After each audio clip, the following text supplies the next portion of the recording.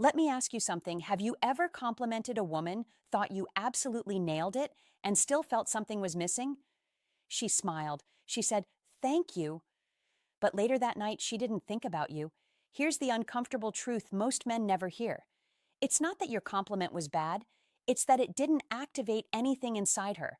And today, I'm going to show you 3 compliments that don't just make women feel good, they make her fantasize, but only when said the right way.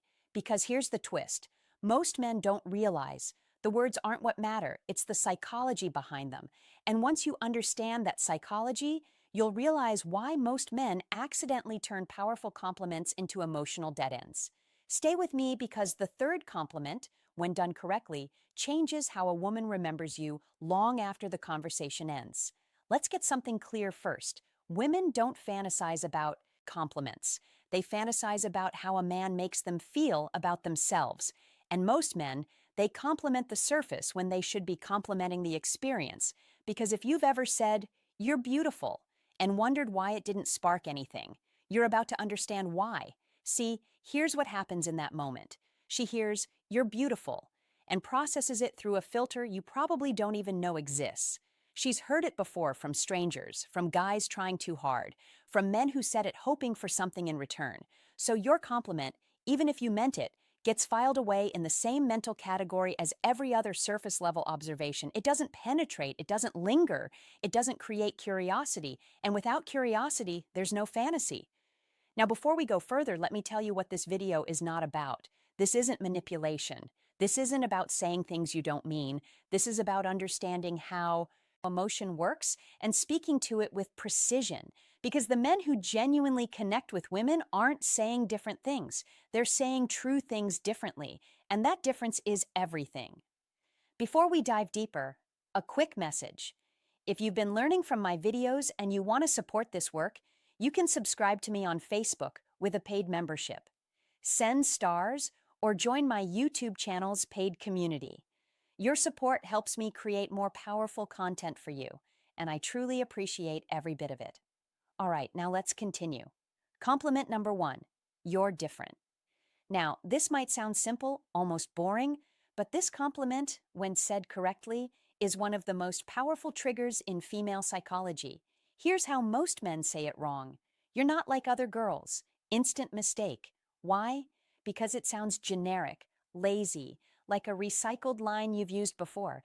And women can feel that. It also subtly insults other women, which makes her wonder if you'll talk about her the same way later. Now, here's the correct version. Instead of saying she's different, you show her how she's different. For example, "I've noticed something about you. You react differently than most people. You don't rush to fill silence. That's rare. Do you feel the difference?" That compliment does 3 psychological things at once. First, it signals attention. You're not guessing, you're observing. And observation requires presence. Presence signals value because valuable people don't scatter their attention carelessly. Second, it creates identity validation. You're not praising her looks, you're acknowledging her way of being, her choices, her energy, her patterns. And when you validate someone's way of moving through the world, you're validating something they control, something they've crafted about themselves that hits deeper than genetics ever could. And third, this is the fantasy trigger. It makes her feel seen. When a woman feels seen, her imagination turns on because now she's wondering, what else does he notice about me? Because once she starts asking that question internally, you're already in her thoughts. Most men rush compliments. They throw them out like confetti. But compliments that spark fantasy are slow, precise, almost curious. You're not trying to impress her. You're discovering her. And discovery is intoxicating. Think about it this way. When someone studies you, really studies you, it creates a mirror effect. You start studying yourself through their eyes. You start noticing the things they notice. You start wondering what patterns they're picking up on. You start becoming more conscious of your own presence. That's not attraction yet. That's awareness. But awareness is the soil where attraction grows. Compliment number 2, you make me feel. This is where most men freeze because they've been taught that expressing feelings is weak. But here's the psychological truth. Women don't fantasize about emotionally unavailable men. They fantasize about men who are emotionally grounded. Big difference. Unavailable means shut down. Grounded means selective. One comes from fear, the other comes from strength. Now, here's how men usually mess this up. You make me happy, you make me nervous, you make me feel good, too vague, too safe, too forgettable. The correct version focuses on impact, not emotion. For example, when I'm talking to you, I notice I slow down like the rest of the world gets quieter. That's not emotional dumping. That's emotional leadership. You're not asking her to take care of your feelings. You're simply letting her see her effect on you. And here's the fantasy trigger. When a woman realizes she affects a man without trying, she feels powerful. And power fuels imagination. Because the moment she feels that quiet power, she starts replaying interactions with you. Your tone, your pauses, your eye contact, that's not an accident.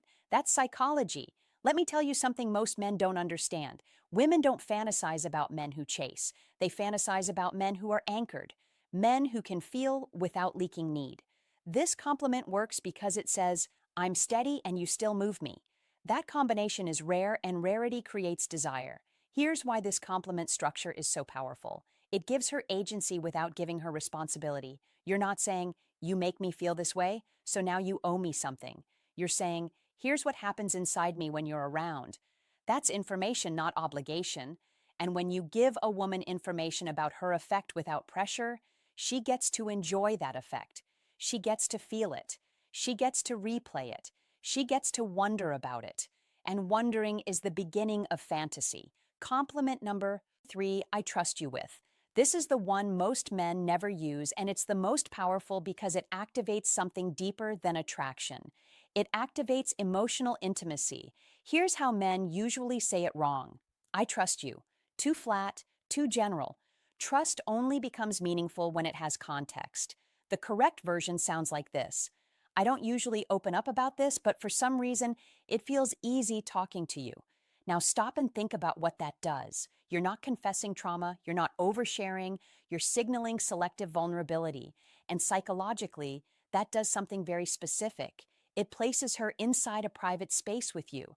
And once a woman feels emotionally chosen, her imagination fills in the rest.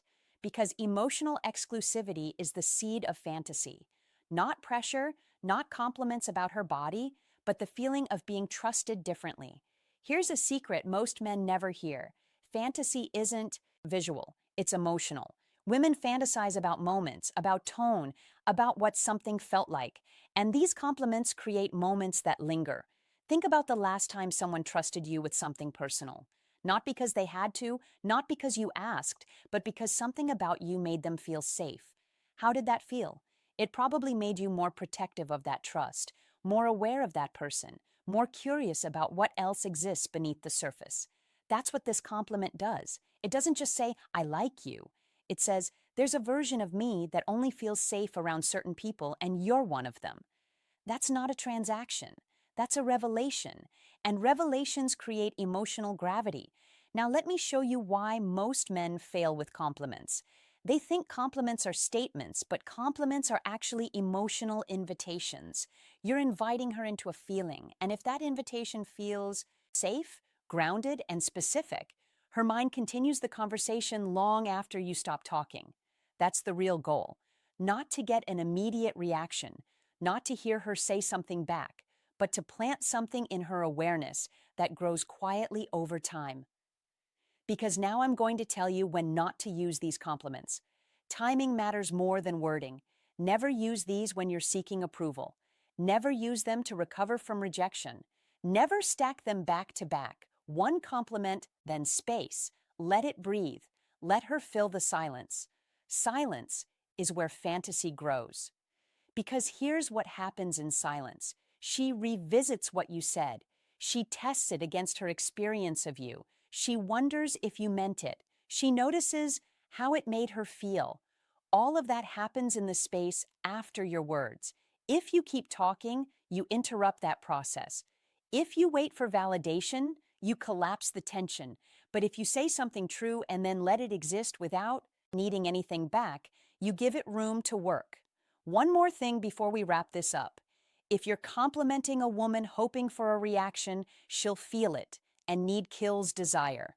But if you compliment her from observation, from calm curiosity, you don't chase her imagination. You trigger it.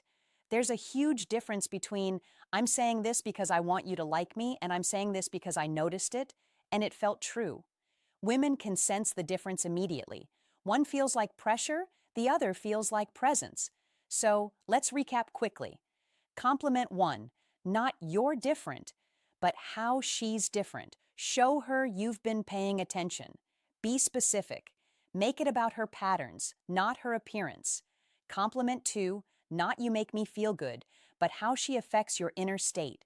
Let her see her impact without making it her responsibility. Stay grounded. Don't leak need.